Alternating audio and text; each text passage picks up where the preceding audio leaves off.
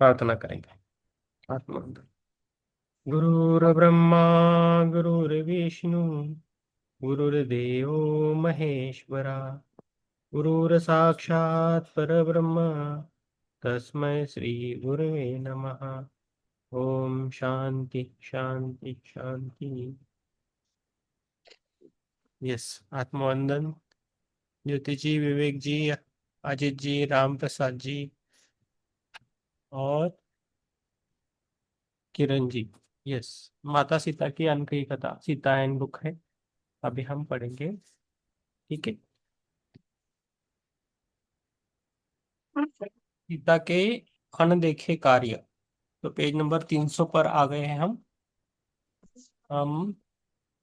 सीता अनदेखा। ओके, आत्मवंदन।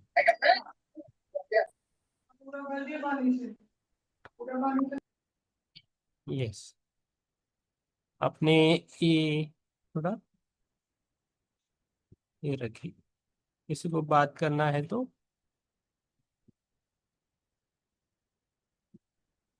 बोल सकते हैं, डिस्टर्ब नहीं होना चाहिए किसी को। Yes। पोस्ट में जाके थोड़ा ये करना पड़ेगा, अनम्यूट। सभी अनम्यूट में रहिए। यस। ठीक है। यस। तो सीता के अनदेखे कार्य, पेज नंबर 300 पे आ गए हैं। हम शुरू करेंगे। इसके कुछ ही दिनों बाद एक बहुत ही अजीब घटना घटी। उस सुबह जब मैं उनकी कुटिया में आई, मुझे माता ने एक असाधारण सी बेचैनी दिखी, जिसने उस खुशी को निष्प्रभ कर रखा था जो प्राय उनके अस्तित्व में स्पंदित होती थी। वो किसी बात से परेशान लग रही थी, लेकिन मैं कारण नहीं समझ सकी। लव और कुश ठीक थे, हमारे पास प्रचुर अन्न था। माता बिल्कुल स्वस्थ लग रही थी, कुछ भी असामान्य नहीं लग रहा था। मैंने दिन भर उन्हें देखती रही, फिर मुझसे रहा न गया और मैंने पूछा, कुछ अनुचित है क्या माता? उन्होंने मेरी और देखा और सिर हिलाया। केवल इतना ही कहा, यह स्वयं सामने आएगा। दिन बीत गया। बीच बीच में वह दरवाजे से बाहर देखती और जंगल की ओर दृष्टि दौड़ाती, मानो वह किसी की प्रतीक्षा कर रही हो। मुझे लगा शायद उन्हें श्री राम की याद आ रही थी और वह दिल ही दिल में उनके आने की उम्मीद कर रही थी, लेकिन कोई और आने वाला था जिसका उन्हें इंतजार था। अगली सुबह हमारी कुटिया के द्वार पर एक बाघिन पड़ी मिली। जैसे ही उसने माता को आते देखा, उस विशाल पशु ने अपना सिर उठाया और एक दर्द भरी गर्जना की, जिसने बच्चों को डरा दिया। माता ने कुछ क्षण उसकी ओर देखा और सिर हिलाते हुए धीरे से दरवाजा बंद कर लिया। पूरे दिन और पूरी रात बाघिन वही लेटी रही और बीच बीच में रोने की आवाज निकालती रही। अंत में मुझसे रहा न गया, शायद ये घायल है, मैंने सुझाया, अच्छी तरह से ये जानते हुए कि यदि ऐसा होता तो माता ने अवश्य उसकी देखभाल की होती। ये घायल है, लेकिन हृदय से, शरीर से नहीं, माता ने उत्तर दिया। क्या आप जानती है कि समस्या क्या है? माता ने सिर हिलाया। मैंने उसके पास माता ने सिर हिलाया। मैं उसके पास जाऊंगी, लेकिन अभी नहीं। उसे अपनी संगीन भूल का एहसास होना चाहिए। दूसरा दिन और रात बीत गई और उस बागिन तब भी नहीं रह गई।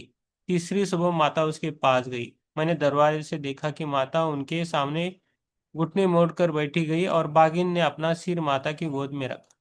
माता ने उसके सिर पर हाथ फेरा और उससे बात करना शुरू किया। तुमने जो किया वह गलत था, माता ने बागिन का सर उठाकर सीधे उसकी आंखों में देखते हुए कहा। अब अपने शावकों को लो और घने जंगल में चले जाओ और मानव बस्तियों से दूर रहो। वे अब तुम्हें तलाशेंगे, इसलिए शीघ्र ही घने जंगल में चली जाओ। जैसी माता ने यह कहा, 3 शावक जंगल के छोर से निकले, जहां वे कुछ पेड़ों के पीछे छिपे हुए थे। वे माता के पास पहुंचे और उन्होंने उन्हें सुरक्षित रहने का आशीर्वाद दिया। जब वे चले गए तो मैंने माता से विस्तार से बताने का आग्रह किया। उन्होंने आह भरी और कहा, एक शिकारी ने उसके सबसे बड़े शावक को मार डाला और गुस्से में वह एक गांव में गई और एक छोटे लड़के को मार डाला। अब गांव वाले उसे तलाश रहे हैं। इस प्रकार मनुष्य और प्रकृति के बीच युद्ध शुरू होता है। उन्होंने उदासी से कहा। आगे बोली, मुझे उस परिवार को खोजना जाना होगा। सोमा, आओ भोजन पकाए। वह रसोई क्षेत्र में गई और एक बड़ा बर्तन पर भोज तैयार करने लगी। पूरे समय वह इन शब्दों को दोहराती रही कि मेरे साथ हनुमान का होना आवश्यक है। मेरे साथ हनुमान का होना आवश्यक है। और रथ। पूरी सुबह खाना बनाए हुए ये वह बिना रुके ऐसे ही दोहराती रही। दोपहर में से पहले मैंने रथ को आते और हनुमान को उतरते देखा। उन्होंने हमें इस वंदन किया, ऐसे वंदन किया जैसे कुछ असामान्य नहीं था। लेकिन माता ने कहा, भगवान का शुक्र है कि आप आ गए। अब मैं तैयार हो जाऊं और फिर हम चलेंगे। मैंने आपकी पुकार सुनी माता, लेकिन हम कहाँ जा रहे हैं? उन्होंने पूछा। वो देखेंगे। वो जल्दी से कुटिया में गई और मैंने उन्हें अपने कमरे में लकड़ी के संदूर के शाही कपड़े ढूंढते हुए देखा। तैयार होने में उनकी मदद करते हुए मैंने पूछा कि ये क्यों पहन रही है। यदि वह अपनी महारानी को देखेंगे तो वह अधिक अर्थपूर्ण होगा। ये है। तो इसके कितने पन्ने हैं? बहुत है, थी बड़ा पाठ है।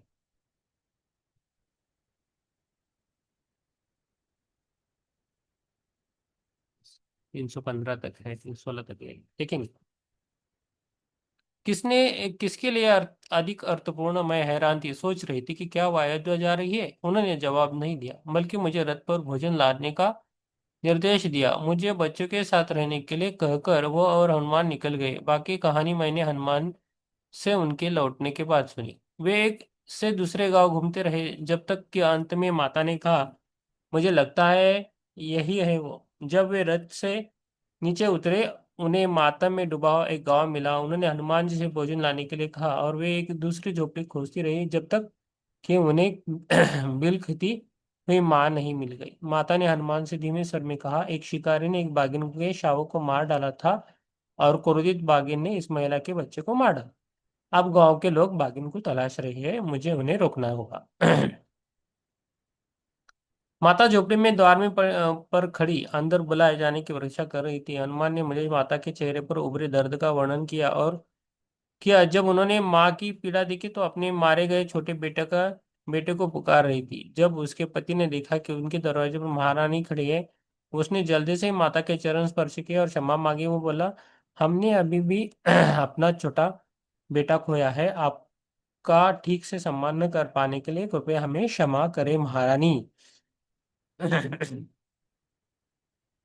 मैंने घटना के बारे में सुना और आपके लिए कुछ भोजन लाई हूँ। उन्होंने जब जवाब में कहा, कृपया मुझे अपनी पत्नी से बात करने दे।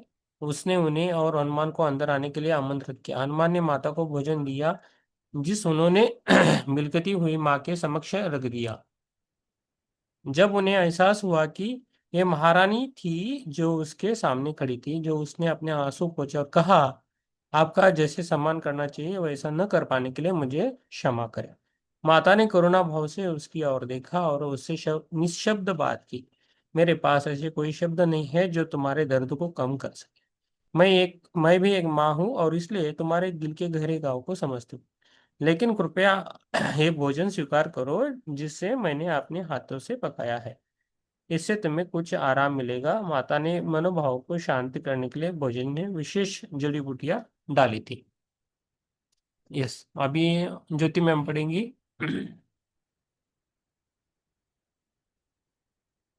पेज नंबर 303 है।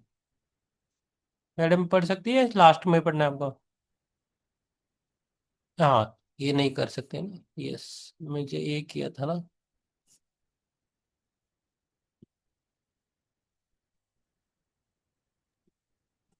कर हो गया सर। हो गया ना। यस। हाँ। हाँ। यस। Yes sir. पेज। उन्होंने भोजन परोसा और उस स्त्री ने खा लिया। माता ने देखा महिला न सोने के कारण थकी हुई थी। खाना खाने के बाद वह माता के पास लेट गई और सो गई। मैं नहीं जानता आपने क्या किया है, लेकिन मैं सदा के लिए आपका आभारी हूँ। उसके पति ने कहा, इसने न कुछ खाया था और न ही सोई थी जब से 4 दिन पहले उसकी मृत्यु हुई। हमारे 3 बच्चों में वह सबसे छोटा और इकलौता बेटा था। वह इसे सबसे अधिक प्रिय था। ये शब्द सुनकर माता ने भारी हृदय से सिर हिलाया। फिर उसने पूछा, आप रात कहाँ व्यतीत करेंगी महारानी? माता ने इस बारे में नहीं सोचा था। वे आश्रम से बहुत दूर थे और रात ढल चुकी थी।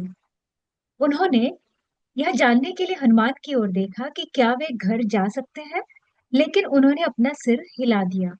बेहतर होगा कि हम भोर होने की प्रतीक्षा करें, उन्होंने उस प्रश्न के उत्तर में कहा जो उन्होंने बिन बोले पूछा था।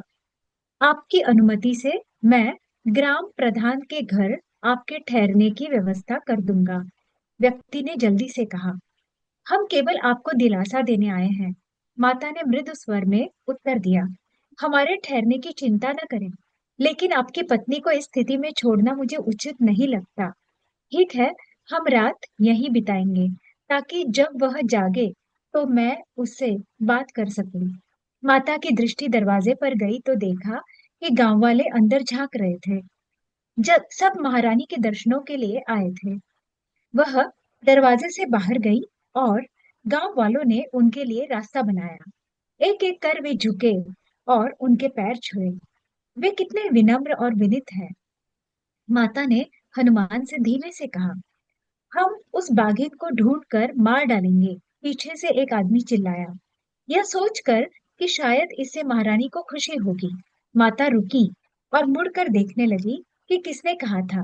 उन्हें भीड़ के बीच एक आदमी खड़ा दिखा, जो गांव के बुजुर्गों में से एक लग रहा था।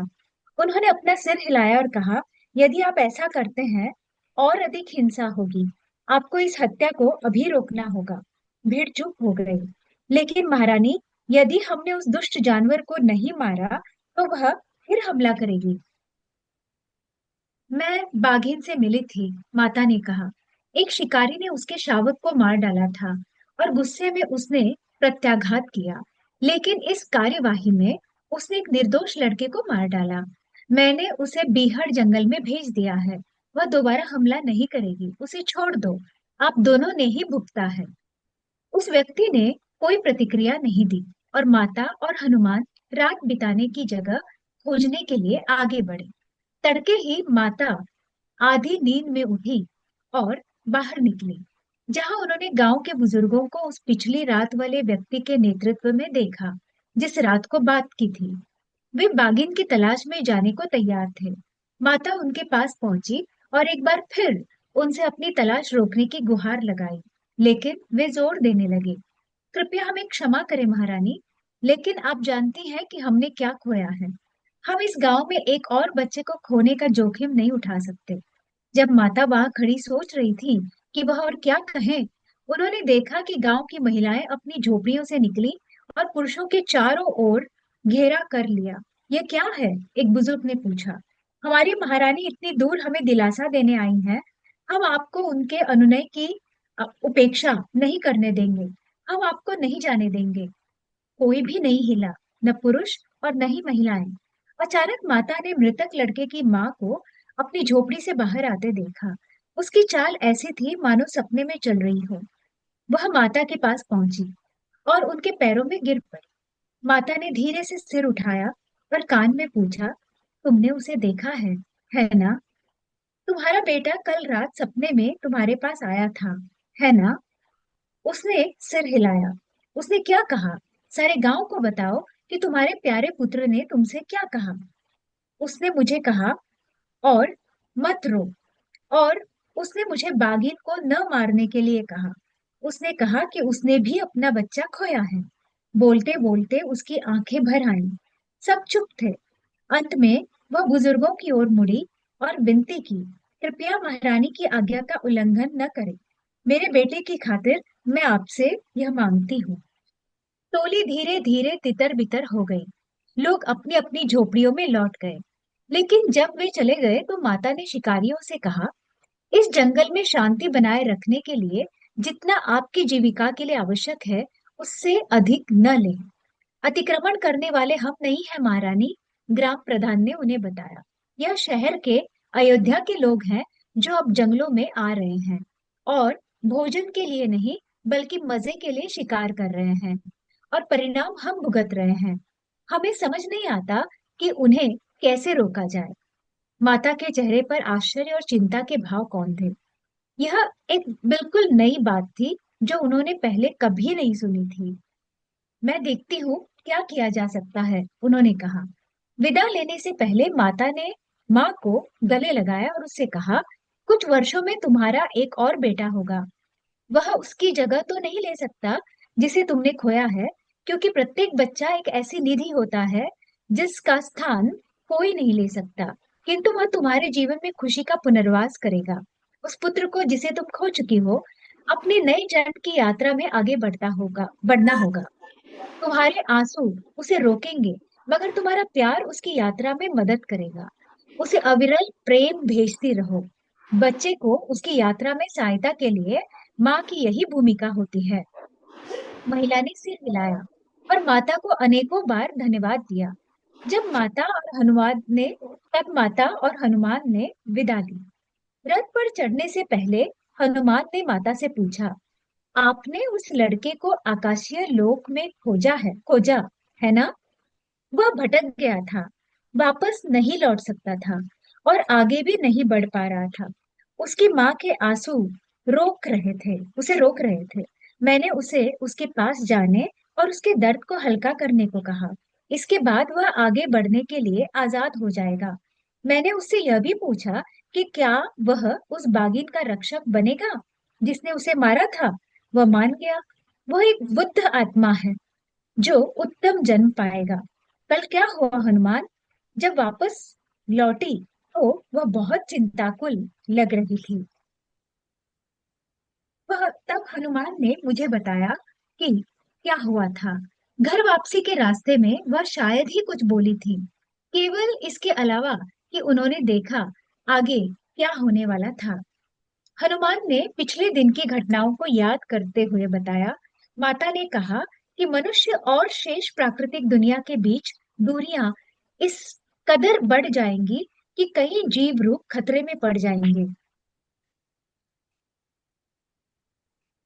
जी, उन्होंने यह देखा था।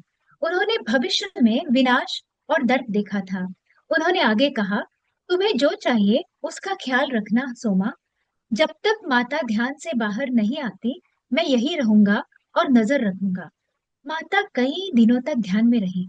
मुझे चिंता होने लगी और अंततः मैंने हनुमान से कहा कि क्या उन्हें श्री राम को उनकी स्थिति से अवगत कराने के लिए अयोध्या जाना चाहिए। वह पहले से ही उनके साथ है, उन्होंने सरलता से उत्तर दिया। क्या मतलब? क्या वह आए हैं? मैंने श्री राम के होने के संकेत टटोलने के लिए चारों ओर नजरें घुमाई। हनुमान मुस्कुराए। मैंने उन्हें पहली रात को आते देखा था, माता के ध्यान में जाने के कुछ ही समय पश्चात। पता नहीं उन्होंने माता को पुकारा था या माता ने उन्हें पुकारा था, लेकिन मैंने उन्हें उनके पास जाते और उनका हाथ पकड़कर शरीर से बाहर लाते देखा। मैंने उन दोनों को जंगल में जाते देखा। जब मैं उनके पीछे गया तो माता ने मुड़कर मुझे यहीं रुकने को कहा। मैं जानता था कि वे कहाँ जा रहे थे।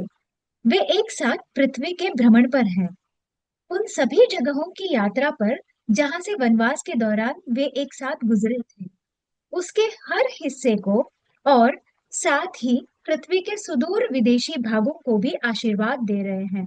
पृथ्वी पर कोई भी खेत या जंगल, घाटी या नदी, समुद्र या पहाड़ ऐसा नहीं है जिन्हें श्री राम और माता सीता के पदचिन्हों का सौभाग्य प्राप्त न हो। वे धरती के कण कण में अपने प्रेम को समाहित कर रहे हैं। यही वह उपहार है जो वह प्रदान कर रहे हैं। मुझे लगता है कि ऐसा वे इसलिए कर रहे हैं कि माता ने देखा है कि आगे क्या होने वाला है। यह बताते हुए हनुमान की आंखों में प्रेम और भक्ति के महान भाव प्रकट हो गए।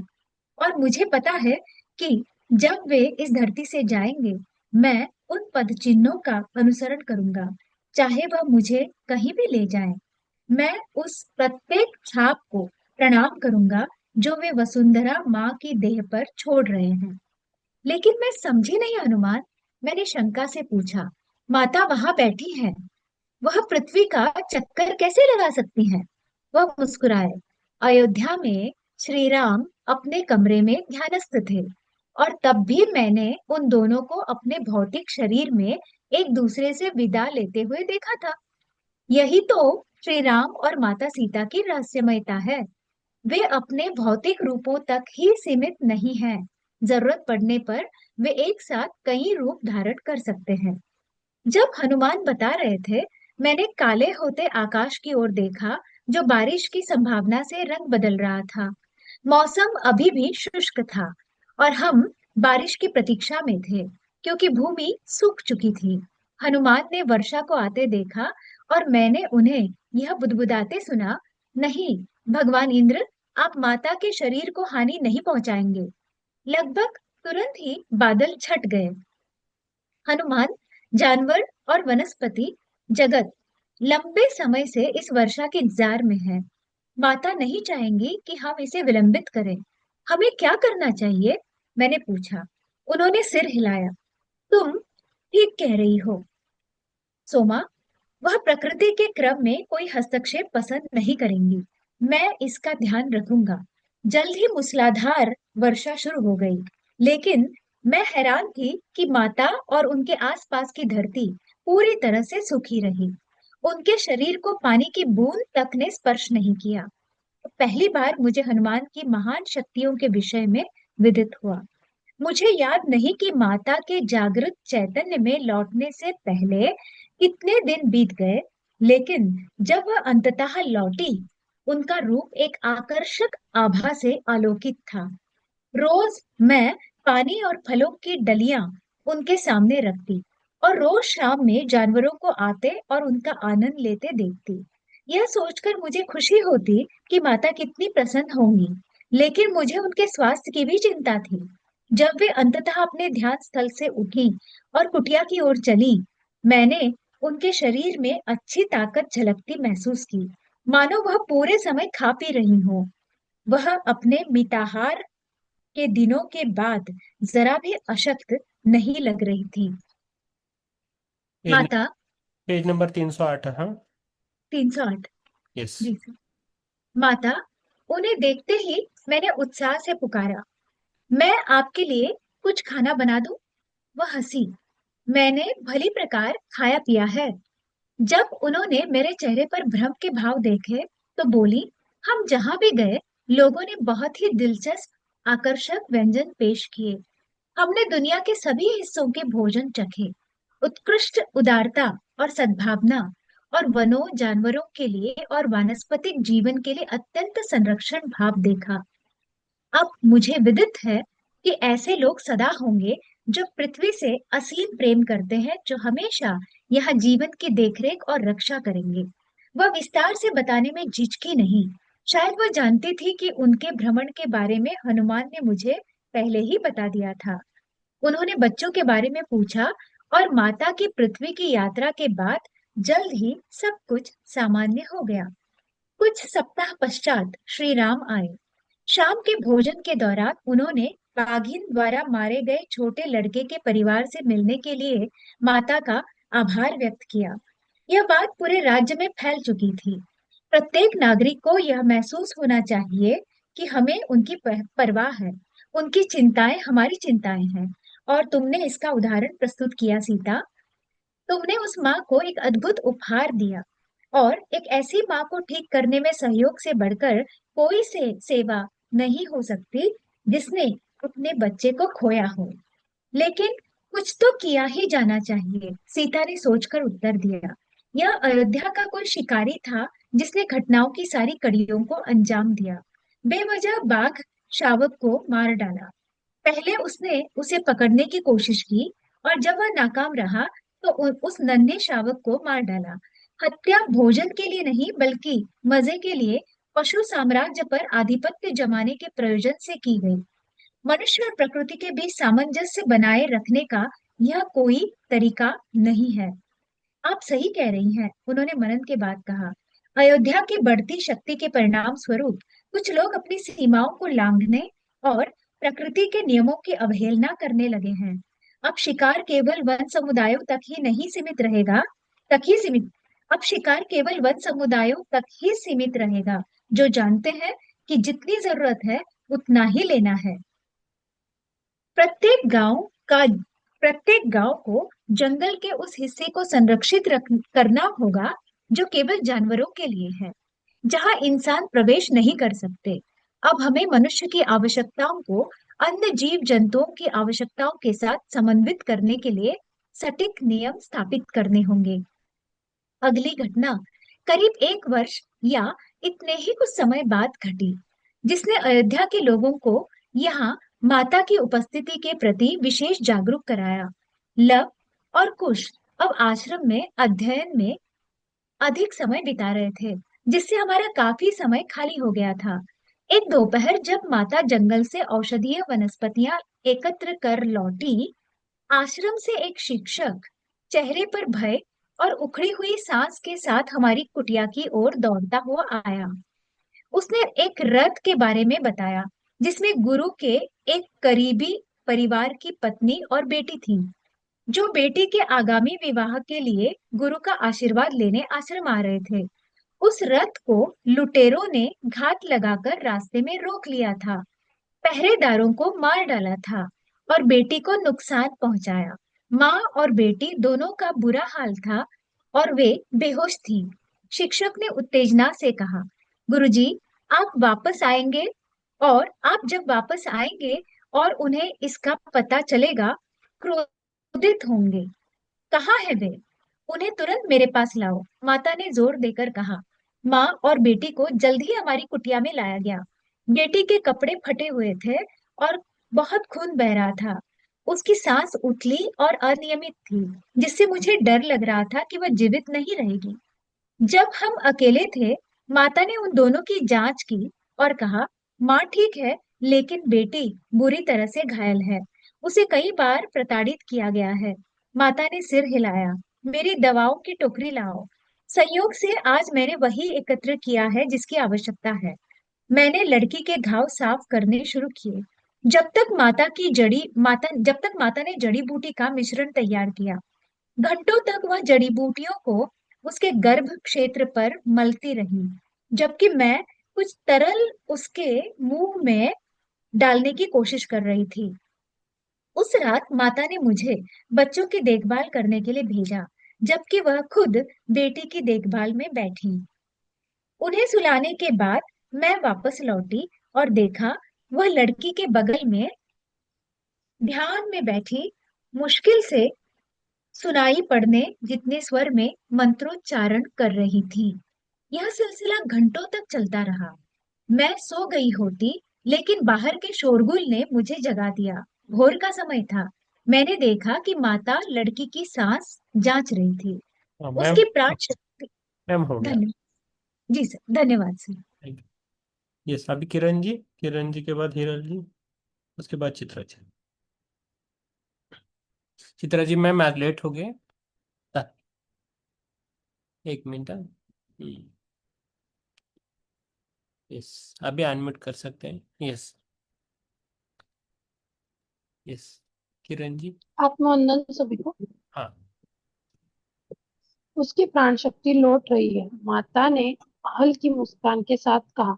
उसकी सांस सामान्य हो गई है। बाहर हंगामा और तेज हो गया। माता ने चेहरे पर कुछ असामान्य भाव के साथ ऊपर देखा और फिर एक गुंजायमान होती आवाज में चीखी, नहीं। इससे पहले कि मैं समझ पाती, वह जा चुकी थी। बिजली की लहर की तरह, हवा की परछाई की तरह एक पल पहले वह कुटिया में लड़की के पास और अगले पल बाहर बैठी थी। मैं भागकर दरवाजे पर गई और उन्हें दो आदमियों के सामने खड़ा पाया, जिन्हें भूमि पर पटक दिया गया था, जैसे वो उनकी ढाल बनकर खड़ी हो। गुरुजी उनके सामने हाथ उठाए खड़े थे, श्राप देने वाले थे। मैंने माता की आवाज सुनी, किंतु यह उनके भौतिक शरीर के आती प्रतीत नहीं हुई। लगा जैसे आवाज आकाश से, पृथ्वी के पेड़ों से, प्रत्येक जीव से आ रही थी। वह चीखी, नहीं नहीं, यह श्राप के समय का अंत है। मैंने देखा गुरुजी वहां स्तंभित खड़े थे, मानो शक्तिहीन हो गए हो, और मैंने तभी श्री राम को आते देखा। कुछ ही क्षणों पश्चात गुरुजी ने अपना हाथ नीचे कर लिया। इससे पहले कि वे देख पाती, माता वापस झोपड़ी में खिड़की के पास खड़ी थी। उनकी पीठ मेरी ओर थी। उनका पूरा शरीर पूरे आवेग से सिहर रहा था, कांप रहा था। उनके शरीर से निर्गत होती शक्ति इतनी तीव्र थी कि मैं उनके निकट भी नहीं जा सकती थी। करीब 30 मिनट बाद श्रीराम कुटिया में आए। मैं उलझन में थी, रुकूं या जाऊं, क्योंकि मुझे समझ नहीं आ रहा था कि क्या हो रहा है। लेकिन मुझे लगा कि मुझे युवा मुझे युवा हे लड़की बघा के हम्म। मुझे युवा लड़की की देखभाल जारी रखनी चाहिए, इसलिए मैं उसके पास रुक गई। श्रीराम कुछ मिनट दरवाजे पर ही खड़े रहे। माता ने पलके तक नहीं उठाई, उनका अभिनंदन भी नहीं किया। जो कुछ अभी अभी हुआ था उससे उन्हें भीषण रूप से परेशान किया था। उनका शरीर अभी भी कांप रहा था, मानो बिजली का प्रवाह उनसे होकर गुजर रहा हो। यह वह शक्ति थी जिसे उन्होंने अभिमंत्रित किया था। माँ और बेटी कैसी है? श्री राम ने गंभीर स्वर में पूछा। माँ को अधिक चोट नहीं लगी है, बस सिर पर खरोंच आई है। बेटी बुरी तरह से घायल थी, लेकिन ठीक हो जाएगी, मैंने जवाब दिया। वो माता के पास गए और उनके कंधे पर हाथ रखा। जैसे ही उन्होंने उन्हें छुआ, कंपन रुक गई। उन दो व्यक्तियों को पहरेदारों की हत्या और चोरी के आरोप में निर्वासित कर दिया गया है। युवती के खिलाफ हिंसा का कोई उल्लेख नहीं किया गया है। माता उनकी ओर पलटी। मैं उनके चेहरे पर संघर्ष देख सकती थी। श्रीराम ने आगे कहा, तुमने जो किया सही था।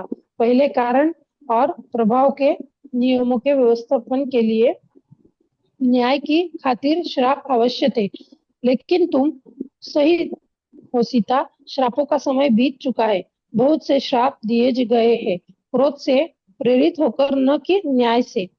लड़की को कई बार प्रताड़ित किया गया है, सीता ने धीरे से कहा, परंतु उसे उसकी इसकी कोई स्मृति नहीं रहेगी और उसके शरीर पर कोई निशान नहीं रहेंगे। उसकी माँ को भी कुछ याद नहीं रहेगा। वे पूरी तरह से ठीक हो जाएंगी। किसी को पता नहीं चलना चाहिए कि वे वास्तव में क्या हुआ था, ताकि इसका उसका विवाह संपन्न हो सके। श्रीराम ने सिर हिलाया। माता ने दुखी स्वर में कहा, लड़की अपनी गलती हुए बिना ही प्रताड़ित होती है, फिर समाज उसे ठुकरा देता है और उसका जीवन नष्ट हो जाता है। यह न्याय नहीं है, यह अन्याय है सीता। जिससे ऐसा होता है, अज्ञान को दूर करना ही एकमात्र उपाय है। ऐसे दुष्कर्म मानव समाज की शुरुआत से ही होते रहते हैं, लेकिन अतीत में इसका कारण काम वासना, अपनी लालसा को नियंत्रित न कर पाना होता था। सीता ने गहरी सांस भरी, किंतु यह अलग था। यह बदले के लिए था। उन्हें उन दोनों परिवारों में आपसी द्वेष था और यह जघन्य कृत्य उन्होंने घृणावश किया। वे पिता से प्रतिशोध के लिए बेटी को बर्बाद करना चाहते थे। शोषण का यह नया रूप क्या है? वे कुछ मिनट चुप रही और फिर बोली, मैंने देखा कि उन दोनों पुरुषों की छोटी बेटियां थी। गुरुजी उन्हें श्राप देने वाले थे और श्राप का प्रभाव उनके परिवारों पर भी पड़ता। पुरुषों को उचित सजा मिलनी चाहिए, किंतु परिवारों को बख्शा जाना चाहिए। एक बेटी अपने पिता के कृत्यों के लिए क्यों भुगते? श्री राम ने गंभीर स्वर में उत्तर दिया, हम रावण को अनेकों नए विचार प्रतिमान स्थापित करने से नहीं रोक सके। या ना? चल नहीं रोक सके, जो अब पूरे समाज के में फैल रहे हैं। जैसे जैसे मनुष्य प्रकृति पर हावी होना सीख रहा है, वह स्त्रियों पर भी हावी होने की कोशिश करेगा, और यही आगामी काले युगों की प्रकृति है। लेकिन यह भी गुजर जाएगा। हमें इस संसार की रक्षा करने वाले विचार प्रतिमानों को तब तक प्रविष्ट करते रहना होगा जब तक कि आगामी जीवन चक्र बीत न जाए और उस ज्ञान तक वापस पहुंच बननी शुरू न हो जाए जो लुप्त हो रहा है। श्री राम ने आगे कहा, केवल हो गया स्त्रियों की। मैम, हो गया। Thank thank you. यस, हिरोल जी। आत्मवंदन सभी को। आत्मवंदन। श्री राम ने आगे कहा, केवल स्त्रियां ही पीड़ित नहीं होगी सीता। जब शक्ति स्वयं को सीमित कर लेती है, संपूर्ण प्राकृतिक दुनिया पीड़ित होती है। आने वाले युग में मानव जाति और प्रकृति के बीच अलगाव उन्हें देवी और देवताओं के दर्शनों से वंचित करेगा। जो इस संसार को चेतना प्रदान करते हैं, वे भूल जाएंगे कि नदियां और पर्वत में भी जीवन है, और नदियां तक भूल जाएगी कि उनका अस्तित्व क्या है। बहुत सा ज्ञान लुप्त हो जाएगा। पुरुष भूल जाएंगे कि स्त्रियां जीवन, शक्ति, सृजनात्मक की वाहक है। वह यहाँ तक कि स्वयं नारियां भी अपनी शक्तियों को, असीमित संभावनाओं को भूल जाएगी। शक्ति धैर्य पूर्वक उस समय की प्रतीक्षा करेगी जब वो दुनिया को पुनर्स्थापित कर सके। यही है जिसके लिए हम आए हैं सीता। इस स्मृति को मानवता में युगों युगों तक स्थापित करने के लिए। जब जब जीवन चक्रों के आगमन में सही समय आएगा, तो यह आत्मज्ञान फिर से उभरेगा। हम फिर इस संसार में आएंगे, तुम और मैं, भौतिकता के साम्राज्य को फिर से जागृत करने। वह उनकी ओर मुड़े और मुस्कुराए। माता के बिस्तर पर लेटी हुई माँ हिलने डुलने लगी। उसकी आंखें खुली और वो कुछ बोली। माता उसके पास गई। कुछ मिनटों के बाद उसकी आंखें माता पर टिक पाई और उसने कमजोर स्वर में पूछा, मैं कहाँ हूँ? आप यहाँ आश्रम में हैं, सीता ने उत्तर दिया। आपके रथ के साथ एक दुर्घटना हुई थी और आप जमीन पर जा गिरे थे। मेरी बेटी, उसने बिस्तर से उठने की कोशिश की। वो यही है, अभी तक ठीक नहीं हुई है, लेकिन वह ठीक हो जाएगी। श्री राम ने विदा ली ताकि माता घायल परिवारों को अपना समय समर्पित कर सके। उस रात गुरुजी माँ बेटी को देखने आए।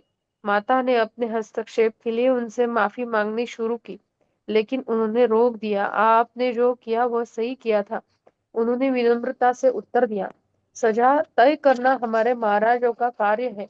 माँ और बेटी की देखभाल के लिए सदा के लिए मैं आपका आभारी हूँ। उनके पिता मेरे करीबी शिष्य और जो कुछ हुआ उससे अति व्याकुल है। पता नहीं आपकी मदद के बिना इस बच्ची का क्या होता। कुछ दिन का समय और दे दे, वे घर जाने लायक हो जाएगी और शादी की तैयारियों को चलने दे। क्या उन्हें मैं आश्रम ले जा सकता हूँ? उन्होंने पूछा।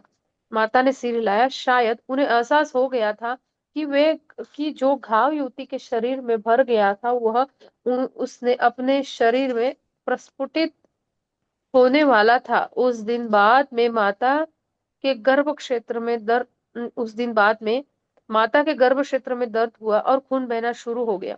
शाम को श्री राम उसे देखने आए। जब मैंने उन्हें कुटिया के पास जाते देखा, मैं बाहर आई और उन्होंने कहा, प्रभु कृपया इसके लिए मुझे क्षमा करें, लेकिन माता ने कहा है कि आप उनकी वर्तमान स्थिति में कृपया उनसे न मिले। उन्होंने सरलता से कहा, सोमा, यह पहली बार है जबकि मुझे उसकी इच्छाओं को अस्वीकार करना होगा। उसे यह सब अकेले सहन करने की अनुमति नहीं दूंगा। मुझे उसके साथ रहना होगा। एक पल के लिए मैं सोच में पड़ गई कि क्या करूं। मैं पहले ही अभी माता की अवज्ञा नहीं की थी, लेकिन जब मैंने श्री राम की ओर देखा और उनके भीतर से उमड़ते प्रेम का अनुभव किया, मैं समझ गई कि वह उन्हें हर प्रकार से राहत देंगे। मैं एक तरफ हो गई और यह बताते हुए अंदर जाने दिया कि मैं खाना और पानी दरवाजे के पास रख दूंगी, शायद माता लेना चाहे। अगली सुबह तक श्री राम कुटिया से बाहर नहीं आए। मैंने सारी रात बाहर कुटिया के पास आराम किया और उन्हें मेरी जरूरत पड़ सकती है। जैसे ही मुझे दरवाजा खुलने की आवाज सुनाई दी, मैंने उनसे पूछा कि क्या उनके और माता के लिए भोजन या पानी लाऊं। वे सो रही है, लेकिन मैं कुछ खाना जरूर पसंद करूंगा, सोमा। उन्होंने हल्की मुस्कान के साथ उत्तर दिया। वे कैसी है? मैंने पूछा। उनके शरीर से असर जा चुका है, वे अब ठीक होना शुरू हो जाएगी। श्री राम को भोजन परोसते हुए मैंने पूछा, प्रभु उन्होंने उस युवती की जान बचाने के इसलिए इस दर्द को अपने ऊपर ले लिया, और यह पहली बार नहीं है जब उन्होंने ऐसा किया है। वह कितना सहन कर सकती है? पिता के लिए हर जीवन अनमोल है। उसने कितनी बार ही दूसरे को बचाने के लिए अपने शरीर का बलिदान दिया है। उसे इस सब से बचाने के लिए मुझे कितनी बार हस्तक्षेप करना पड़ा। एक दिन होगा जब मैं ऐसा नहीं कर पाऊंगा। मेरे चेहरे पर दर्द छलक आया और उन्होंने आगे कहा, सुमा, मुझे भी नहीं पता कि लंका में उसने कितना त्याग किया है। दुनिया की दृष्टि से अलग चुपचाप सेवा करना, यह उसकी इच्छा है। दुनिया कभी भी नहीं जान पाएगी कि उसने इस धरती पर जीवन के संरक्षण के लिए धैर्य पूर्वक कितना सहन किया है। कुछ क्षण वह चुप रहे और फिर बोले, उसने करुणा की एक नई मिसाल कायम की जब वह दो अपराधियों के सामने ढाल बनकर खड़ी हो गई, उनके लिए भी जिन्होंने अत्यंत घिनौने अपराध किए हैं। उस पल मैंने उस पृथ्वी के सभी हिस्सों से कई नकारात्मक विचारों को आकर्षित करते देखा। वे समाप्त और नष्ट होने के लिए उसके शरीर में प्रवेश कर गए। मैं उसे रोक नहीं सका। यही मेरा दर्द है कि मैं उसके संसार का वह बोझ नहीं ले सका जो उत्तरदायित्व उसने उठाए हुए हैं। माता को अपने बिस्तर में से उठने और दर्द से निजात पाने में कई दिन लग गए। इस दौरान श्राम वही रहे, लेकिन जब वह सामान्य रूप से चलने फिरने लगी तो वे अयोध्या लौटने के लिए निकल पड़े। उनके जाने से पहले मैंने माता को उनसे कहते सुना, अब मुझ में बच्चे पैदा करने की क्षमता ही नहीं रही। उन्होंने उत्तर में कहा, पृथ्वी पर सभी जीव हमारे बच्चे हैं और हमें क्यों चाहिए। मैम कुछ हो दिन गया। बाद जब मैं उनका पहला पूर्ण भोजन मैम हो परोस गया रही आपका। थी, मैंने दोहराया, जो श्री राम ने उनके त्याग के हिरल जी आपका हो बाद गया। कहा था। जी sir. Thank you Chitra ma'am. हाँ, thank you. Thank you ma'am, thank you.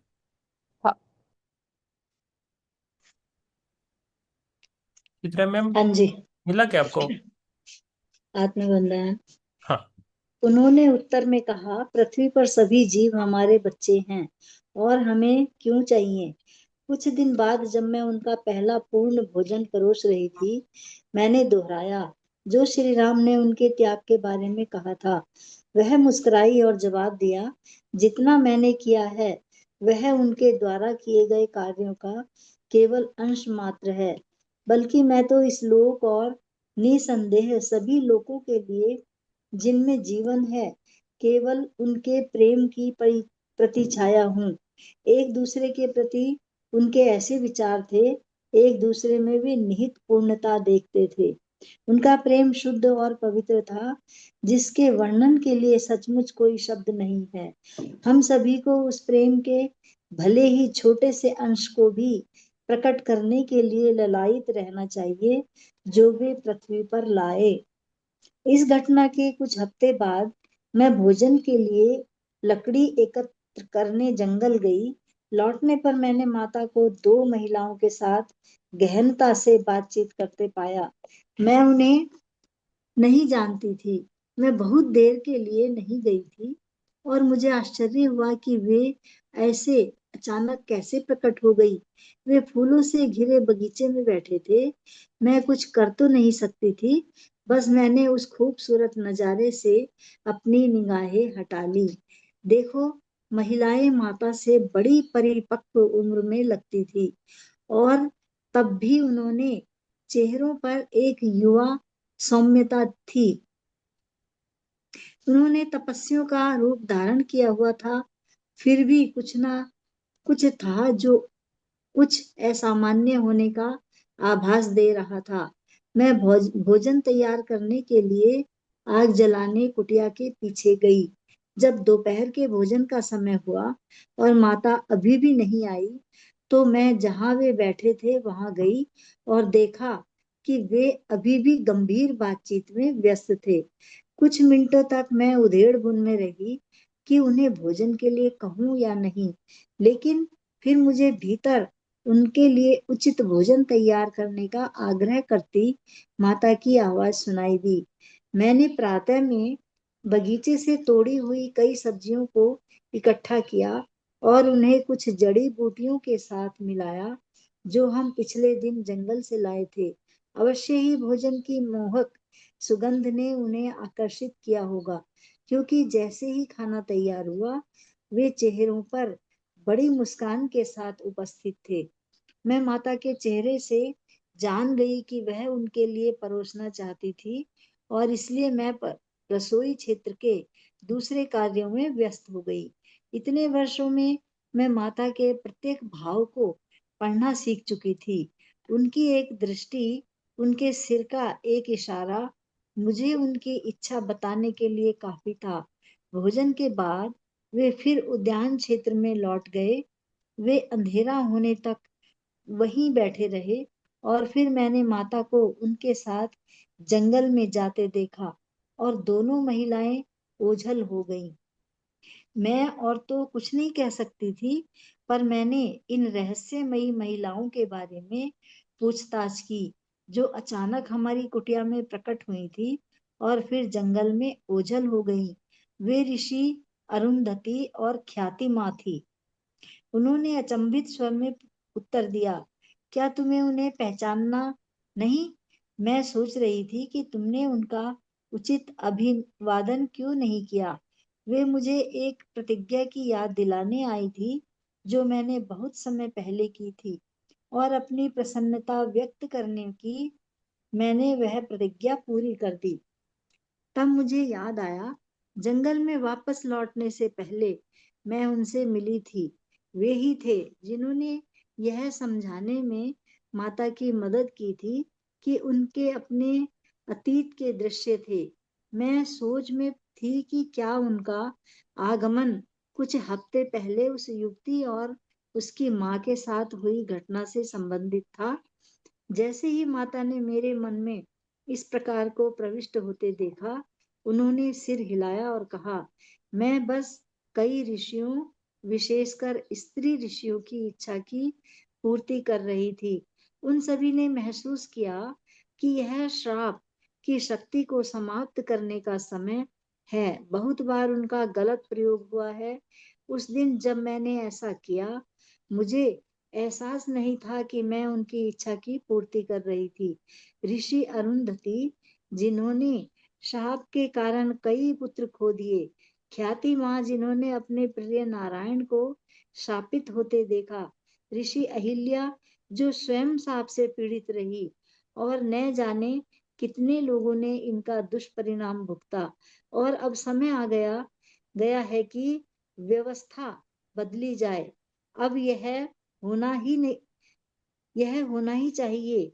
Ram यह जानते थे और इसलिए उस दिन आए थे।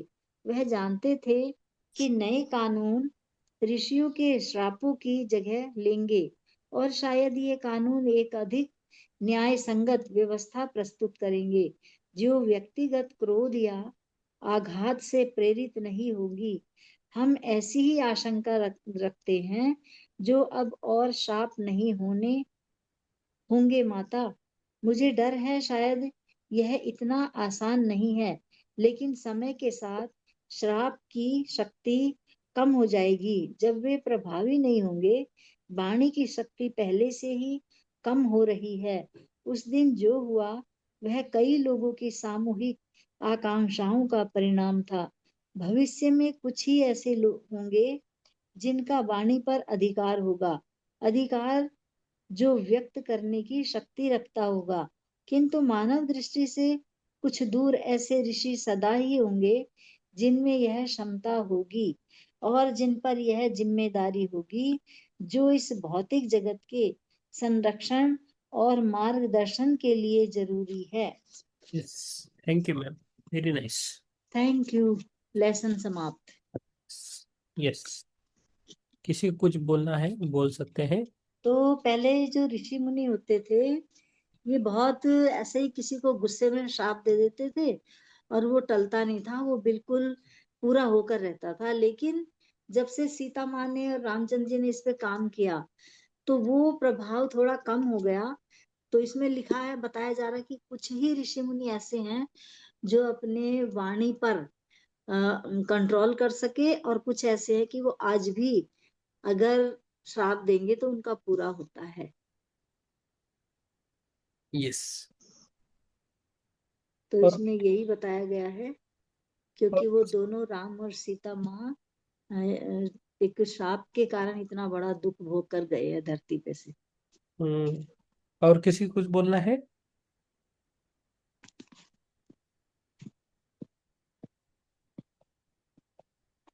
उनका सीता सीता माता का कार्य कैसे चल रहा है वो दिखाया है ना। हाँ जी। यस। वो दूसरे की बीमारी को अपने ऊपर ले लेती हैं, दूसरे की हमेशा दुखों को दूर करने की सोचा करती हैं। चाहे तो वो जड़ी बूटियों से करे, या अपने शरीर से उन्होंने उस लड़की की पीड़ा को अपने ऊपर ले लिया और अपने शरीर में इतनी बड़ी कमी कर दी। यस, सही है मैम। यस, हम विचार नहीं कर सकते, वो उन्होंने कार्य करके रखा है। हाँ जी, आम इंसान के बस का नहीं है करना। हम्म। कर सकते हैं लेकिन वो भाव होने चाहिए, पहले तो हमारे अंदर इतना बड़ा त्याग होना चाहिए, फिर वो ऐसे भाव होने चाहिए हमारे, तब हम कर सकते हैं, वरना तो बहुत मुश्किल काम है।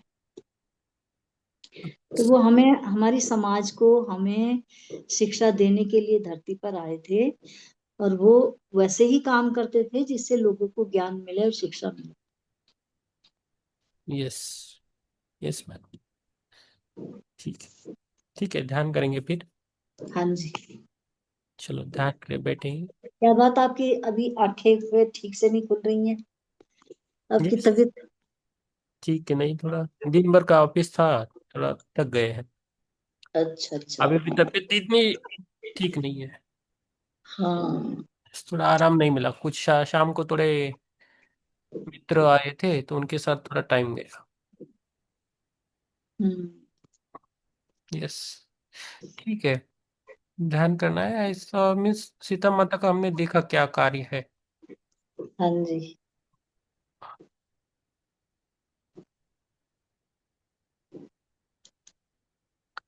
तो इससे पता चलता है कि हमें कैसा रहना चाहिए। थोड़ा बिल्कुल। बहुत तो सीख सकते जहां तक हो किसी का शाप लेना ही नहीं चाहिए, और थोड़ा हैं। तो डर के भी रहना चाहिए कि कोई कोई हमें बददुआएं दे देगा, शाप दे देगा, वो पोजीशन ही ना आए। और अगर आ भी गई तो फिर उसको टाला नहीं जा सकता, उसको भुगतना ही पड़ता है। ये भी ज्ञान मिल रहा है ना हमें। यस। और शायद वही हमारे कर्म कर्म होते हैं, वही हमारे कर्मों में आता है। सही है मैम। ठीक है, कर्मा कर्माज है। यस। ठीक है, पर हम तो ध्यान करेंगे। और हाँ किस जी। बोलना है? ये दो सभी घटनाएं जो अभी थोड़े दुख भरी थी, हाँ जी। बागिन हो, उस बच्ची की माता हो, दो स्त्रियों की घटना, सभी वो नहीं, ठीक नहीं। ठीक है, हम ध्यान करेंगे। चलो, ध्यान के लिए जुड़े रहे। ओके, आराम से बैठे। पानी पीना है तो पी लीजिए, मैं भी पानी पीता हूँ।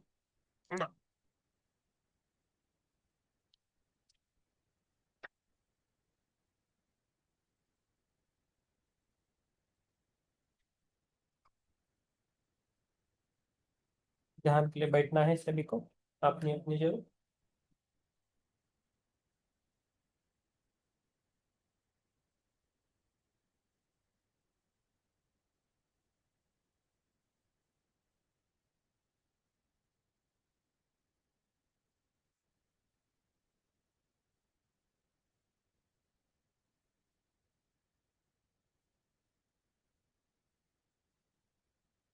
ध्यान करें,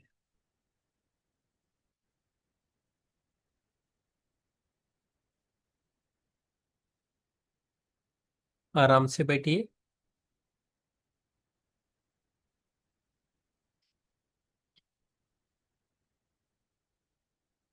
आंखों को बंद करें, अपनी सांसों पे ध्यान दें।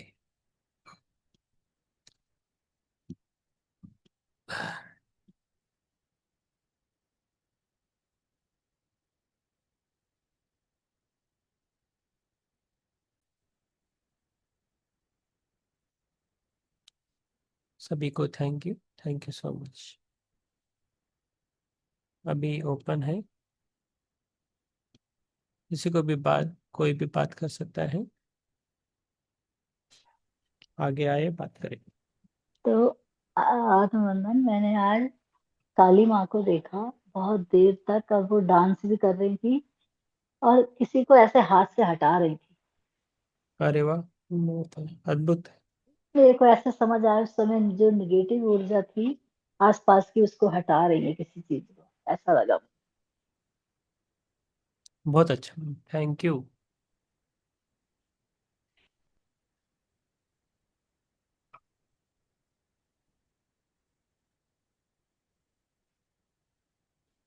थैंक यू ध्यान कराने के लिए। Yes, thank you. यस, किसी को बात करना है, बोलिए।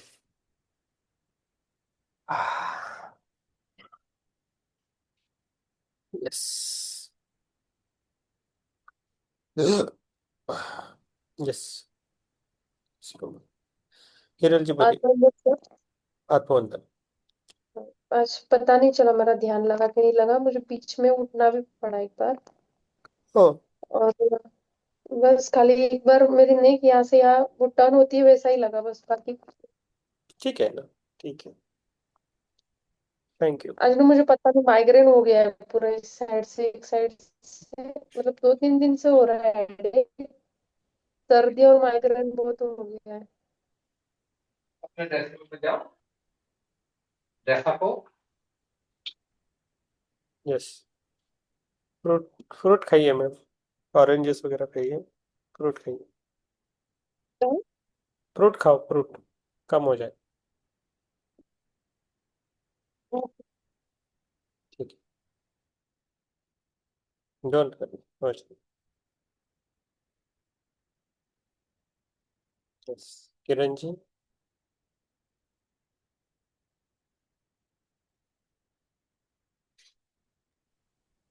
सर ध्यान बहुत अच्छा था। हम्म, यस, अच्छा लगा। अच्छा लगा। मम्मी ठीक है? हाँ।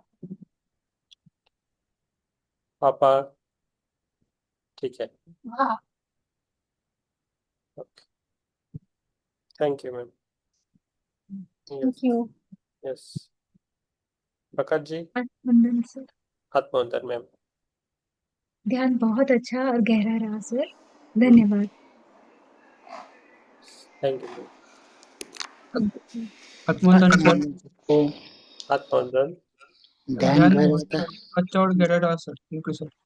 Okay, thank you. और सर अभी ध्यान के वक्त मुझे ऐसे मुंह पे ऐसा गर्म फील हो रहा था और राइट साइड में ऐसा ठंड फील हो रहा था। अरे वाह, वेरी गुड, वेरी गुड, अच्छा साइन है, अच्छा है Vivek, thank you Vivek.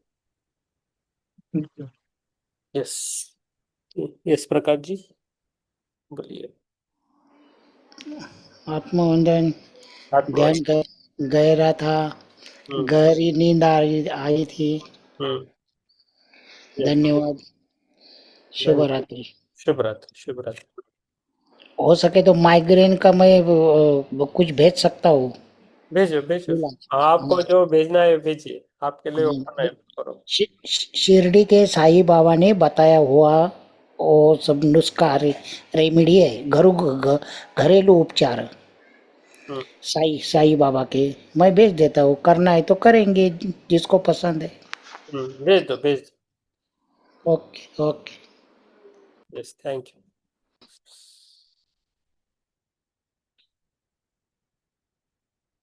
Yes, और कौन है? Ram Prasad ji. Yes, Vrushali ma'am.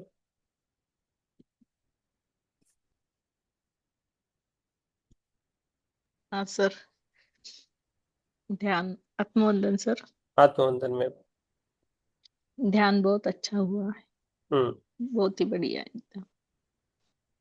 Thank you, thank you ma'am, thank you. Thank you sir. Yes, आराम कीजिए मैम, ठीक है, थैंक यू।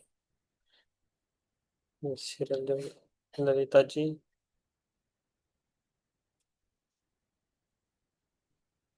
आत्मवंदन सर। आत्मवंदन मैम।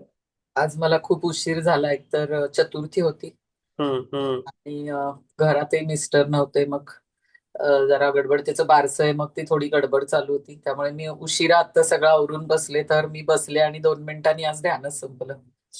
मग मी तशीच डोळे मिटून बसले. अरे बापरे, ठीक आहे.